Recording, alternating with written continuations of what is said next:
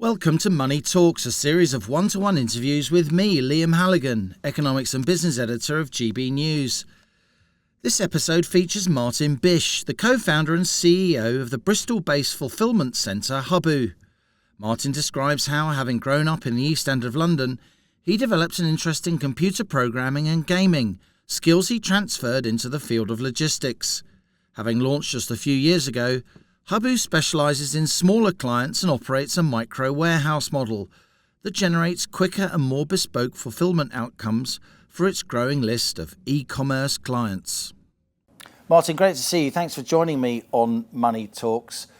Tell me in a nutshell what your company does. We store, pick, pack and post on behalf of e-commerce sellers. So the guys that you buy from online, particularly in the last couple of years, people have been stuck at home buying from people online. We actually ship that stuff out. So if you make stuff in your garden shed and sell it online, Huboo can take care of all the logistics, all the packaging, all the difficult stuff that really stops businesses from growing. We can. We're unique in doing it for a much broader range of clients. Someone's always done that. They've always been fulfillment companies, which is what a company like ours is called. But they've tended to work with big clients, clients that have relatively few items and that ship them in huge volumes. We work with clients of all sizes, complex clients, clients that sell secondhand or vintage, small clients, people that do sell from their bedroom, so a really broad range. What happened to your business during lockdown? Clearly, retail sales across the UK online grew from about 15 to 20% to 30, 35%, depending on your definition. There was a clear leap forward. A lot of that went to Amazon and the other big online giants. Did your company see growth commensurate with the growth of smaller firms doing business online? We did, but when Amazon grows, we grow. A lot of the clients that we ship for, they sell on Amazon.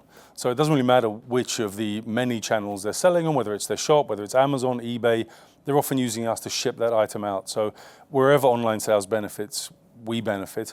But it was up and down. I think many people just think that if you were working online, you were doing fabulously. But it really depends what you were working in. So early in lockdown, obviously there were explosions in gardening equipment or home ed kits. Knitting did fabulously well. Did you bake? I did bake. I learned to cook. I learned to make sourdough. Oh wow! It's almost a cliche now. You, me, and half the country. Yeah, no, exactly. I did. So people bought those kinds of things, and then that gradually faded, and they moved on to other types of purchases. And then there were the big ones that related specifically to COVID. So initially, you had lots of hand gels. We had one client that had a small shop selling pet stuff. Hand gel was one of his products. It wasn't doing particularly well, but he knew the fellow that owned the hand gel factory, and so when he saw what was going on, he cornered the market in hand gel and made more in the next 2 months than he'd made in the last 3 years. So we saw lots of kind of quite clever entrepreneurs moving swiftly, but then the hand gels died out. Masks exploded. We had one client that was getting jets over from China to bring masks in. Their mask collapsed, and obviously now we're seeing lots of testing kits and all the e-commerce that sits beneath it. But it's been very spiky, which is a challenge to manage.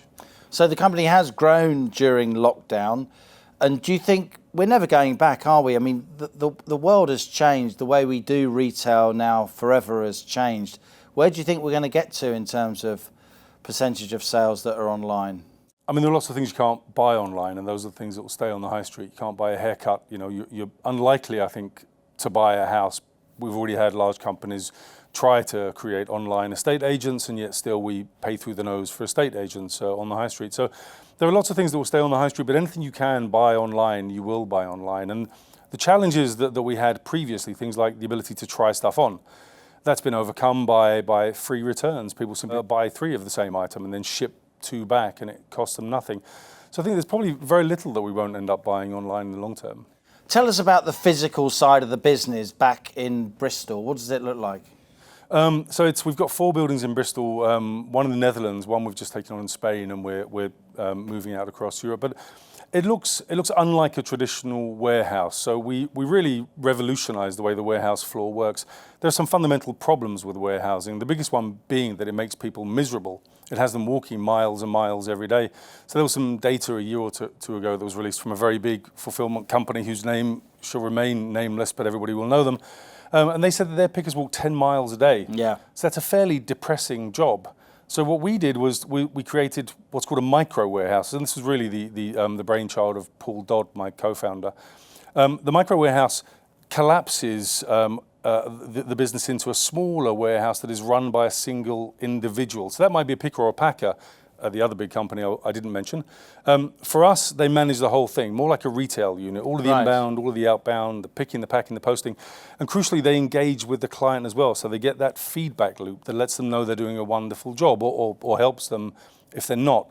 And that created a sense of ownership for the employees. And so it changed the way the warehouse works. It's like somebody building a vintage car rather than working on a production line, right?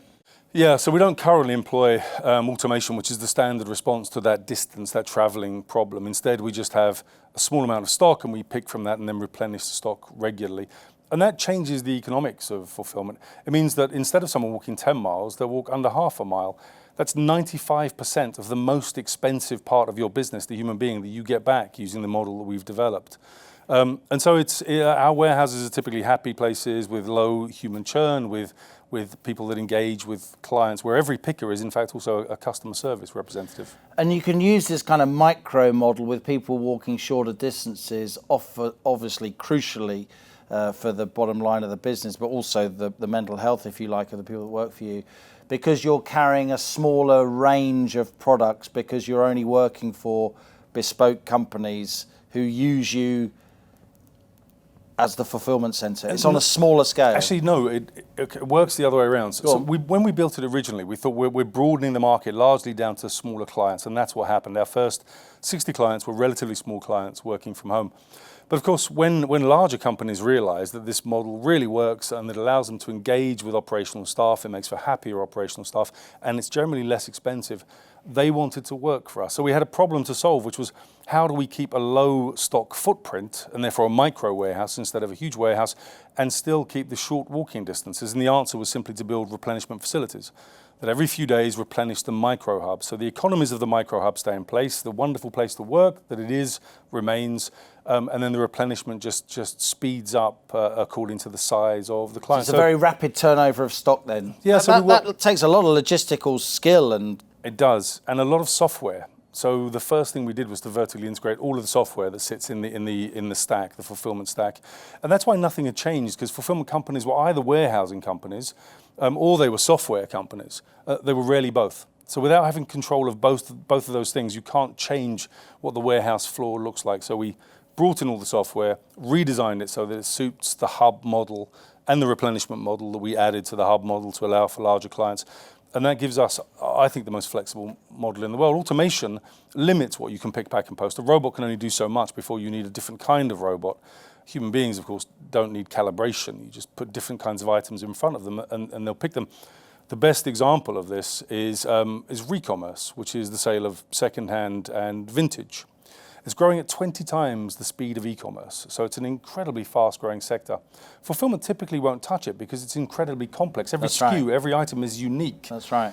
Some of our largest clients are re-commerce clients. In Leeds, we have a client called Vintage Cash Cow. They're a huge client. I mean, I probably shouldn't share their numbers, but they're growing at a phenomenal pace. And what do they sell? Everything from terrifying Victorian dolls to Victorian cameras, vintage in about 20 different categories. And I think we're probably the only fulfillment company in the world that could work with them. So we can deal with that kind of complexity because we developed a system around humans rather than a system that would get humans out of the process. This is really interesting. We've seen a real concentration of capitalism in recent years, particularly the big tech giants, particularly in your sector, Amazon. And what you're saying to me, Martin, is that by smarter, faster replenishment and working at a smaller scale, you're able to pinch just a little bit of Amazon's business, but more than enough for you to make a tidy business yourself. Yes, we've grown about 40x in the last 2 years. So the growth is huge, and it's because of the flexibility of the model giving us a wider range of clients that we can work with. But also clients love that ability to work with people at the operational level that they wouldn't get elsewhere. And the economics make it viable. But it's also something we can roll out really quickly. For us to move into a new warehouse just requires a building that has electricity and the internet.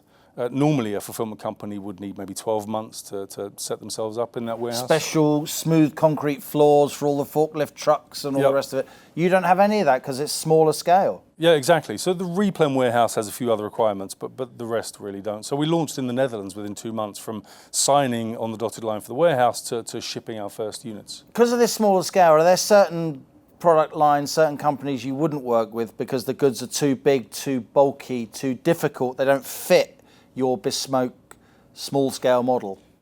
Typically really large items like white goods. So anything that is e-commerceable up to about 1 meter cubed is something that we'd usually be happy to work with. Beyond that, it really doesn't work with the hub model. Occupies too much space, creates walking distance, requires forklifts and so on. Tell us about yourself. What's your background? How did you get to become an entrepreneur?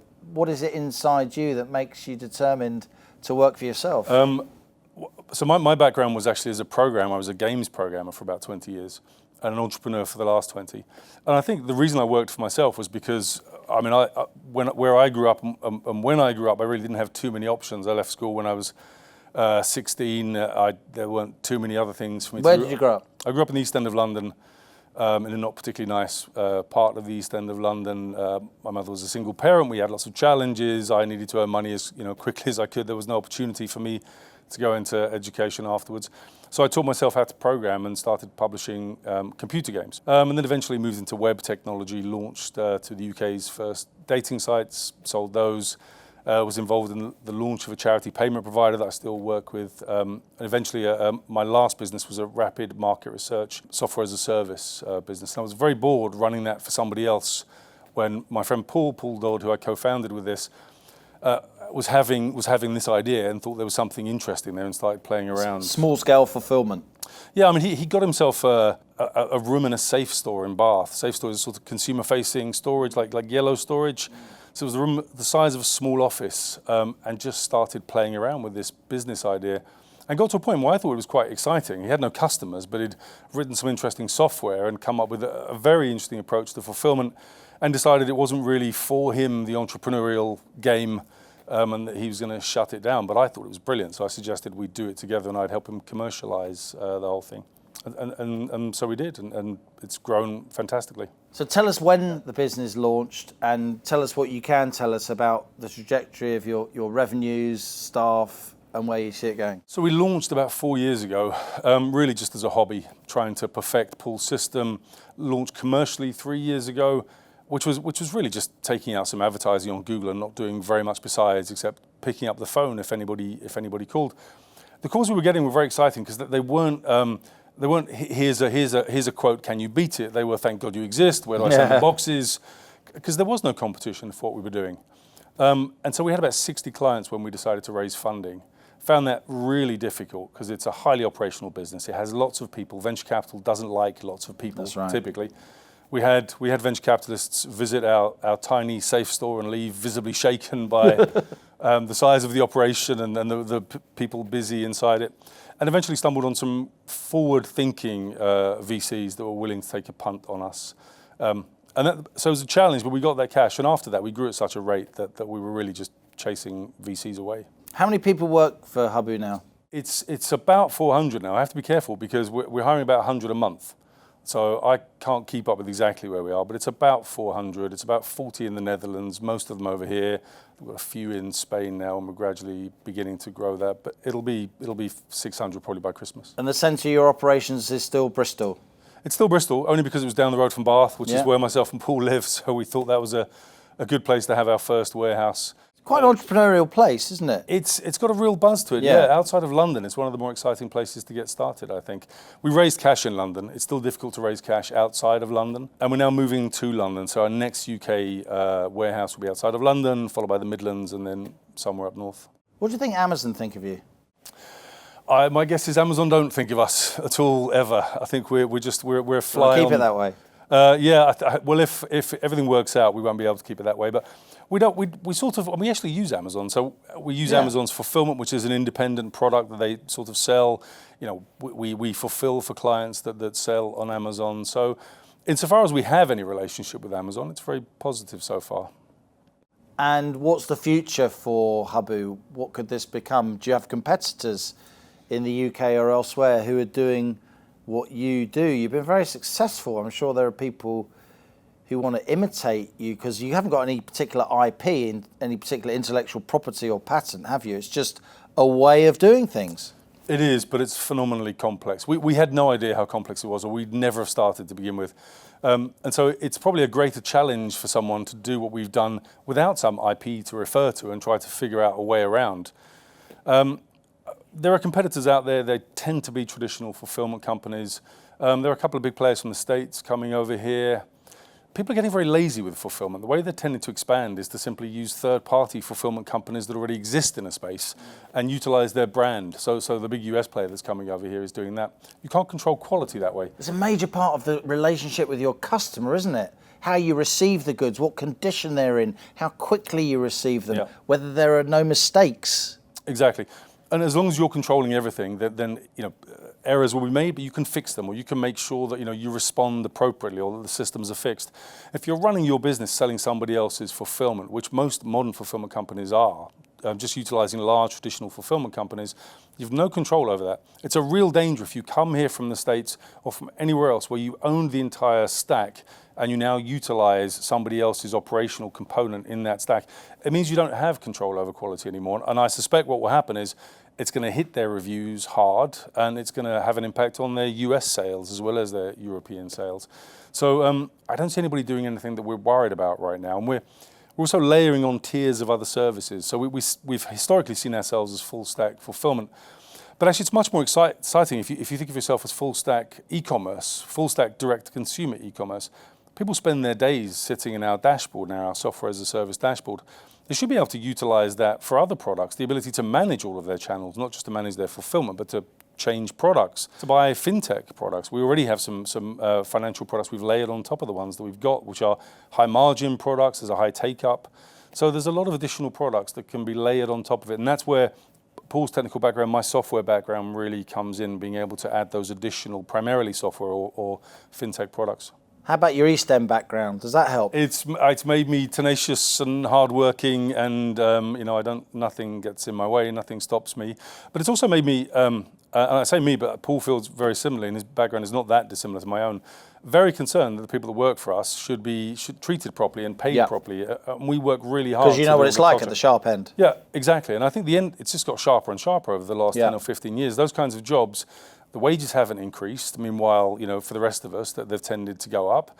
Meanwhile, the cost of rent these days is ridiculous. It's really difficult for people to make ends meet that are doing those kinds of jobs. They're underrated and they're underpaid, and they're typically miserable. And we're trying to work out ways of ensuring that none of those things are true of our business. Let's just go back a moment, Martin, if I may. It strikes me that your sort of bespoke, small-scale model can grow without limit because you can just replicate the little fulfillment units, if you like, so you don't lose the essence of what you're doing. But what is so complex about what you're doing that makes it hard for others to copy you? Why it is tough? So you're right about the replicability, if that's a word. It's like it is now. It's like a Lego brick of fulfillment. So assuming the Lego brick works, then you can stick as many of them together as you like. Right. Actually, when you start to stick them together, you need kind of inter-hub services. The hub model requires these bits into hubs that make the whole thing work. So that adds additional complexity, getting stuff to and from the hub, taking care of packaging, making sure they have all the packaging they require. But fundamentally, what makes it more complex is our decision to open up the market. If we work with the kinds of clients that work with traditional fulfillments, they'll have 3 or 4 SKUs, 3 or 4 products. And they'll be selling hundreds of thousands of those products. So they all sit neatly on a shelf. There are only 3 products, so it's very difficult to make any kinds of mistakes.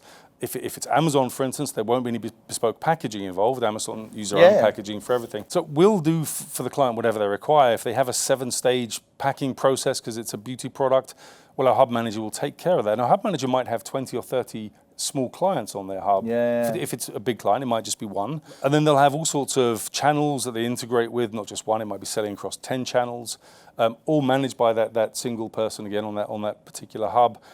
And then the actual SKUs themselves, because we work with re-commerce, because we work with secondhand, because we work with clients that work with high volume of SKUs, smaller businesses are typically trying more things all the time, and so their SKUs will often change. they deliver that kind of complexity. It's bespoke packaging times the number of SKUs, times the number of channels, equals massive complexity. Actually, add times the number of couriers to that, and you've got huge complexity.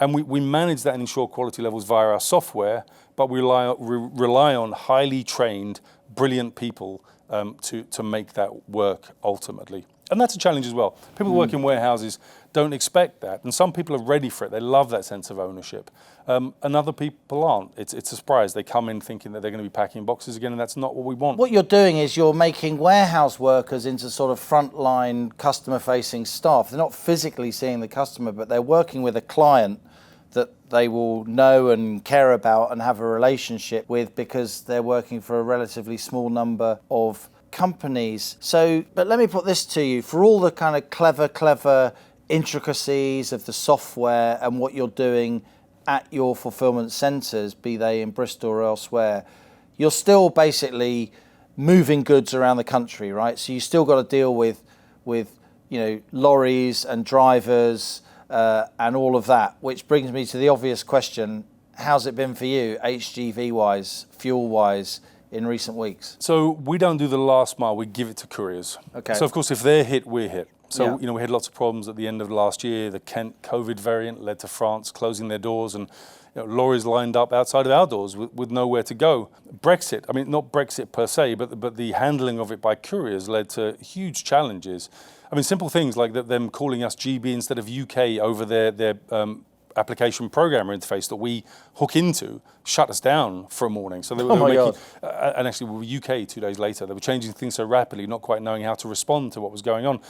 All of that had a big impact on us, and of course our clients complain to us. They don't complain to the courier. When are we going to decide what to call our country? I mean, try explaining it to somebody from America or France. British Isles, it's completely hopeless. Great Britain, Northern Ireland. And I really Ireland. don't mind, as long as they just decide and get it done with. So whenever couriers suffer, we suffer, and couriers have suffered horribly in the last couple of years. I mean, some of them have literally melted down. And our clients look to us when that happens, when of course we have no control over what happens when we give it to the courier. So we try to communicate to our clients, we let them know the state of couriers. There's lots of detail in our dashboard that helps them understand where any particular package is. And they can also reach out to their hub managers, who will often have that kind of detail. Ultimately, their first line of defense really is the hub manager that has all the detail on them, on their units, and crucially on their transactions. And you said they don't see the hub managers, but the number of clients that come to the warehouse specifically to see hub managers is extraordinary. The client I mentioned earlier, Vintage Cash Cow, they came down a couple of weeks ago. They have 8 people that work on their hub to take those 8 people out to dinner. Wow. I don't imagine any pickers and packers in the world previously had people travel from Leeds to Bristol, to take them out to dinner. But they're appreciated. They should be, but more crucially, they are. Is anyone else anywhere in the world doing what you're doing, this kind of small-scale bespoke fulfillment powered by really smart artificial intelligence? If they are, we haven't heard about them, but it's not obvious. And I guess we haven't really been talking very loudly about it thus far. We're confident enough now that we're willing to discuss it openly. And also we know how difficult it is to achieve. So good luck to anybody that's having a go. It's obviously a privately owned company. Are you looking to raise more cash? We will raise probably about another 12 months. We'll have done most of Europe. We're doing 5 countries this year, 10 next year. And we can sort of do the tail end of Europe whilst we look at the States. So we'll be doing another more significant raise in about 12 months. So you're in a very interesting space, if you like. How good is the UK at this kind of business, this combination of logistics, tech, fulfillment? Is this somewhere we have particular strengths as a country? I'm not sure that it is. I don't know that anybody's doing it brilliantly. The French do the automation piece of it very well. They've invested heavily in that. We've been underpaying and undertraining people for decades in this country. Fulfillment in particular treats them like light bulbs, plugs them in, they burn out, throws them away and plugs another one in. Doesn't spend any time training them, allows them to churn at a tremendous rate, and then invests in agencies or other ways of just bringing in staff at a really high pace. No one's spending the money to bring the best out in people, and that's why I sort of feel there's maybe we're experiencing something of a reckoning now. Maybe that's the way it should be. People will have to pay better, and when they pay better, they'll have to start training people and finding better jobs for them, because they won't be able to afford that churn. Final question: where's your business going to be in 10 years? In 10 years, 10 years from now, I don't think I'll know where the business is then. I'm sure I'll be out of it. I'm getting old. But 7 or 8 years from very now, old. 7 or 8 years from now, it'll be worth, I hope, 100 billion, and I'll be looking for somebody to buy it. Good luck. Martin, it's been a pleasure to talk to you. Thanks, Liam. Thanks a lot for listening to Money Talks with me, Liam Halligan, Economics and Business Editor of GB News. If you've enjoyed this episode, please leave a rating or review on Apple Podcasts, YouTube, or wherever you're listening to this. Do subscribe to this podcast and also check out my daily television show, On the Money, at 1 p.m. Monday to Friday on GB News or via the GB News app. GB News, Britain's news channel.